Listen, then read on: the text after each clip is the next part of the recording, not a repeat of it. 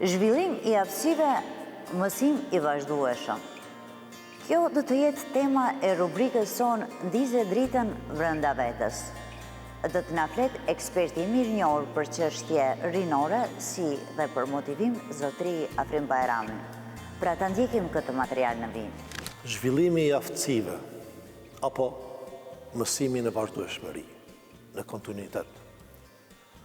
Për të zhvilluar aftësitë, ne duhet njëherë të kuptojmë se çfarë aftësi kemi. E ceka më herët, në ato rubrikat më herët që kemi pasur, që gjithçka ka të bëjë me vetë reflektimin. Gjithçka ka të bëjë me vetë zhvillimin. Kur flasim për motivim, për të gjeturit e motivit brenda nesh, ne duhet mirë të njohim veten. Kur ta njohim veten mirë, atër ne e kuptojmë se ku jemi të mirë, çfarë prirje kemi, si mund të zhvillohemi. Nëse nuk kam ndonjë prirje, apo dua ta mësoj një aftësi të re, çka duhet të bëj? Jo rastësisht pjesa e dytë e titullit është mësim në vazhdimsi, në kontinuitet. Ne sa të jemi gjallë mësojmë. Nuk mund asnjë njeri të thotë se unë tash në këtë moshë, pa më parasysh mosha, kam mësuar mjaft. Kaq më mjafton. Është e pamundur. Se ne, prej momentit kur lindemi, deri në momentin e fundit kur i afrohemi vdekjes, mësojmë. Jo gjithmonë aftësitë që mësojmë janë të mira. Pastaj duhet të kemi një farë kontroll, se është shumë e rëndësishme me kë rrethohemi. Çfarë kemi në rrethin? Me kë shoqërohemi? Kemi aftësi të buta, kemi aftësi të forta. Kemi aftësi komunikimi. Një ndër aftësitë më me peshë. Nëse jemi të mirë në komunikim, megjithse në rubrika tjera më herët kemi folë edhe për komunikimin, nëse jemi të mirë në komunikim, ne mundemi shumë sende të arrijmë, shumë gjëra të arrijmë.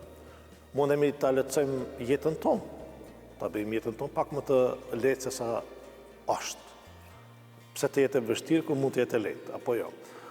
Për t'i rritur aftësitë e komunikimit, normalisht që duhet të ndëgjojmë mirë.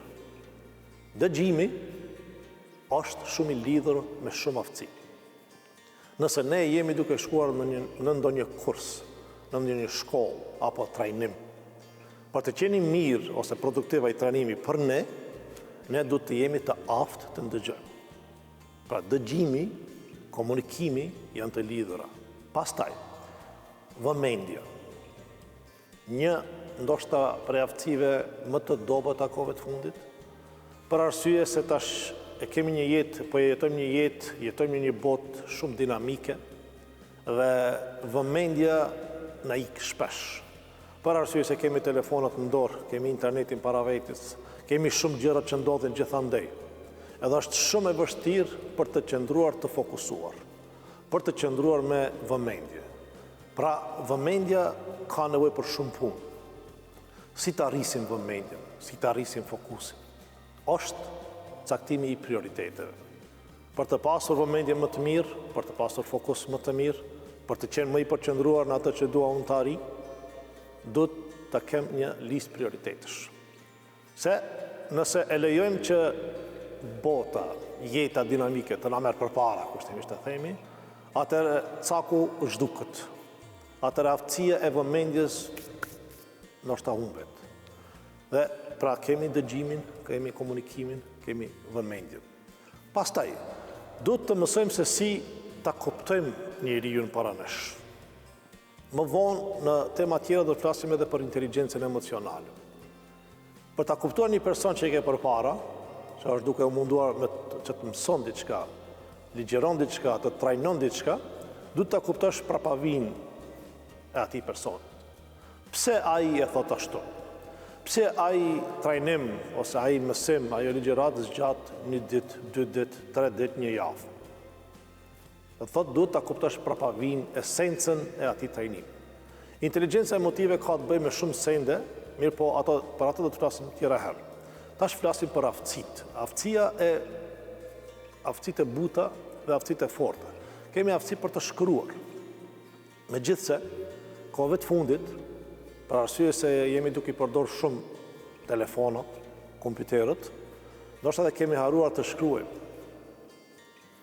Tash është ndoshta periudhë e mirë për personat që janë të mirë në art, në vizatim, në ngjyrosje, në të bërit e pikturave, për arsye se shumë pak persona tash e përdorin lapsin apo stilograf. Fatkeqësisht, aftësia për të shkruar, qoftë edhe një letër, është pothuajse në zbritje e sipër, në ulje, në zhdukje e sipër. Tash kohëve të fundit kemi edhe inteligjencën artificiale, që i shkruan të gjitha për ne. Ajo, ChatGPT, një asistent falas, edhe pse ka dhe që paguhen, mirë po një asistent falas që ne mendojmë se në ndihmon, mirë po është duke na bërë dembel, e duke na dembelizuar. Fatkeqësisht, inteligjenca artificiale në vend se të përdoret si vegël, ajo po na përdor ne. Një ndër aftësitë kryesore tash në këtë periudhë edhe në vitet e ardhshme është se si ta përdorim inteligjencën artificiale në mënyrë produktive për gjithë ne. Paremisht për mua personalisht, po pastaj për njerëzit rreth meje dhe për shoqërinë.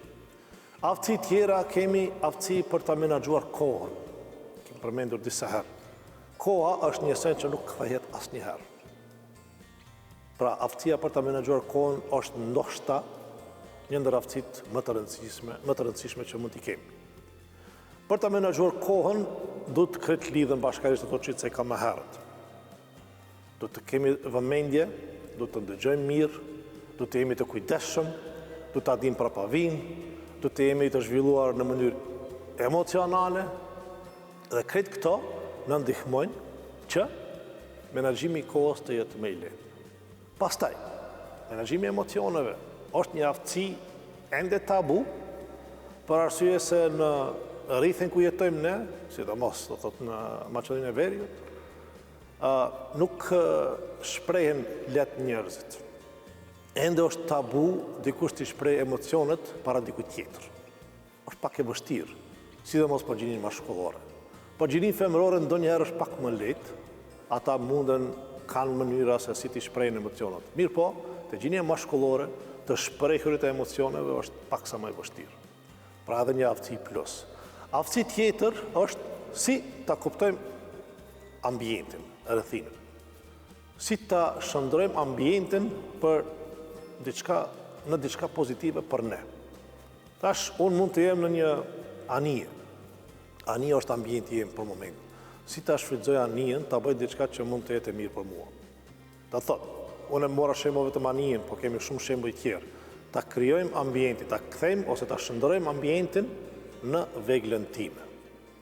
Kjo është sa i përket aftësive dhe të mësuarit në vazhdimsi. Asnjëherë nuk ndalemi të mësuarit. Duhet të vazhdojmë deri në fund të jetës. Ju falenderoj shumë.